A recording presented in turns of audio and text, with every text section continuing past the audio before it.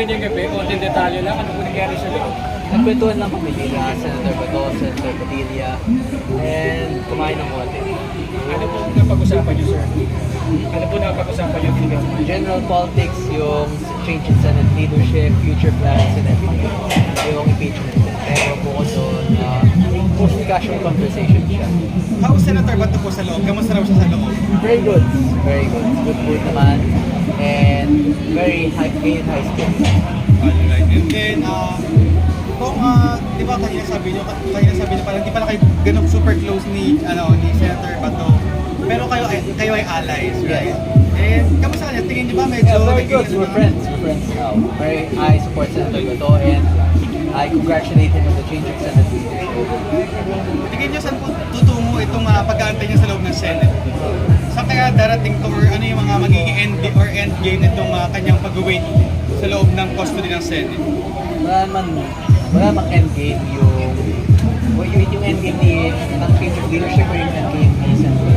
Saan kaya siya, possible ba na makalabas siya ng Senate custody or paano kaya yung sa sinasabing arrest warrant ng ICC? Regarding sa arrest warrant ng ICC, specifically regarding sa case ni Senator Bato, it's a very messy situation kasi yung dami iba-ibang mga information that there's plenty of different information that's circulating online, so hindi namin alam kung, or as for me personally, hindi ko alam kung ano yung magiging plano dito or even kung ano yung specific arrest warrant or kung ano yung jurisdiction ng ICC and whether or not there's also Senate protection, there's the ability to perform the arrest on Senate grounds or during session, so sobrang I think it's more of a legal issue that I'm not capable of answering. Kung bukod sa pangungumusta pagkain nyo ng sabay ni Senator Bato, ano pa pong dahilan ng pagbisita nyo po sa Senate na Minor? No, I was just around the area and I wanted to say hi. Yun lang. Okay, wala na po kayo. You don't need a reason to visit ally or a friend. Nag-share Ano, po para na, Nag-share po ba si Senator ng kanyang how he is handling itong kanyang parang, di ba gusto niya sanang nag-ano sa repetition sa Supreme Court, tama po ba? petition sa Supreme Court? For the, yung sa kanyang ICC, ano po ba? Paano niya hina-handle ngayon yung sa No, we did not discuss anything about the Supreme Court or that. Hindi namin masyadong napag-usapan yung ICC. It's mostly about the change in Senate leadership and Hello po, good evening po. Kumusta po ang Crocodile Park? very chaotic doon. Nagbutuhan bago magkaroon ng change in Senate leadership. So ngayon, hindi na alam ng mga congressman kung matutuloy yung impeachment or kung may mangyayari dito. It's a very volatile situation. Pero may detalye ba kayo doon sa binabanggit ni Senator Ivy na parang may mga kongresista raw na nabigyan ng parang ₱1 million para bumoto doon sa impeachment? Pero very common naman yung mga ganun eh. So, we're just waiting for the evidence to release itself. Wala pa tayong info doon. Wala pa masyado. I think the information will be coming from a different source, not from me.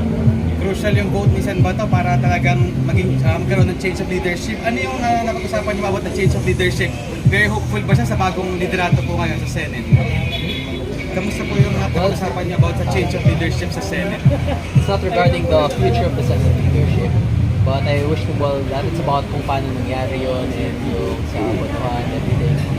And also how the other senators not really orchestrated kasi yung iba hindi alam, yung iba alam, and it's just a good thing that but outside of that walang masyado napag-usapan on the future plans of Senate President Cayetano because I did not get to talk to him.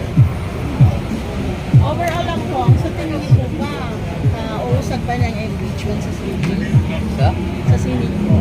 Sa Senate? Uusad pa ng Okay.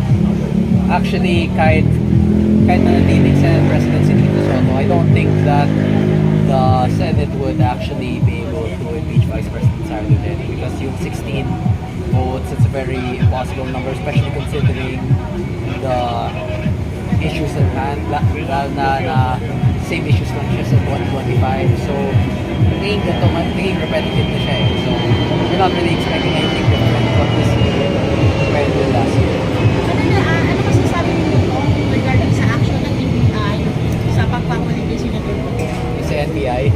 yung NBI, pagpasok sir. nila tapos Yes, sir. Yes, sir. Lalo na Ah. yung binagbog yung isa sa Sergeant at Arms. Ano po masasabi mo sa ginawa nilang action regarding po kahapon? actually parang ang gulo na din yun since yung NBI ngayon, di ba, may trending din na ano yun yung direct threat issue Yes. from the NBI chief. So very parang gulo na ng ganun situation. But I commend the Senate for doing its job and for keeping the session stable during that Sa time. tingin mo, Pagob, na ang NBI sinunod na ang due process of law sa ginawa nila kahapon? That's for the courts to decide. It's not for me, but pero for my perspective, yung ganung klaseng move, parang hinahabol mo yung senator habang may session, it's a very So, I don't assume that's a proper legal process. Pero it depends on their defense on yeah, that. regarding naman po kay Trillanes ko, di ba, wala naman siyang tungkulin dyan sa Senado. Bakit po siya nakakapasok na ganun ka-easy at siya po may dala na warrant? Ano masasabi mo sa ginagawa niyang paninira ngayon? Hindi lang to ano yun ng bansa kundi bilang Pilipino, di ba? Nasisira din ang dangal ng bawat Pilipino. Ano masasabi mo kay Trillanes ko? Kasi kami gigil na sa kanya eh. Hindi Si totoo. Trillanes talaga, hindi ko na alam po talaga kung ano yung ginagawa niya or what his role actually is. If I remember correctly, tumakbo siyang mayor ng Caloocan last 2025. Tapos talo and then now nagsiserve na siya ng ICC arrest. Hindi ko alam kung like that's the process of the ICC to designated person to serve the warrant by the ICC. Sobrang gulo nila. I don't know what's Okay. Kung may grupo po kasi nagsusulong ngayon na si Trillanes gawing parang itatapol, huwag na maging Pilipino dahil yung ginagawa niyang hakbang ay hindi maka-Pilipino kundi kasiraan ng bansa natin. Wala siyang posisyon sa gobyerno, pero patuloy siya naninira. So may isang grupo po ngayon nagkakaisa, gumagawa ng signature campaign na bilang Pilipino hindi na nakakabuti ang ginagawa niya. Ano masasabi mo sa grupo na gumagawa ngayon ng hakbang? Well, good support ako doon. I prefer not to share a nationality with Trillanes as well, pero sometimes you just have to let people like that do their own thing kasi ganun talaga si Trillanes. May sarili siya, he has his own Pero nakakasira na po ng bansa. Yes, it's very damaging, pero hindi din natin alam like, what's his relation with the ICC, kung ano talaga yung ICC, because giving the warrant to Trillanes and having a private citizen serve the warrant during a Senate session, that's but maybe they have different laws.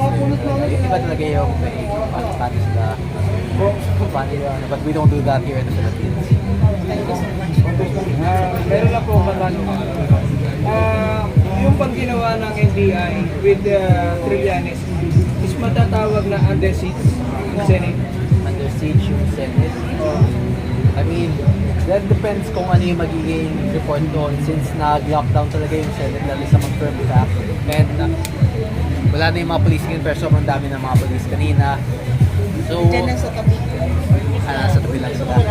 Overtime na. Well, there are multiple ways to interpret that, pero nagkagulo talaga, and that's all that we have to do. It's a very messy situation. It was the NBI versus the Senate security, so sobrang gulo talaga yung classic situation. And it's Filipino, where multiple parts of the Philippine government is fighting itself. Salut sa iyo. Thank you. Nasa bayan ka. Maraming salamat. Okay, thank you. Have a great Salamat night, sa everyone. pagmamahal sa bayan ko.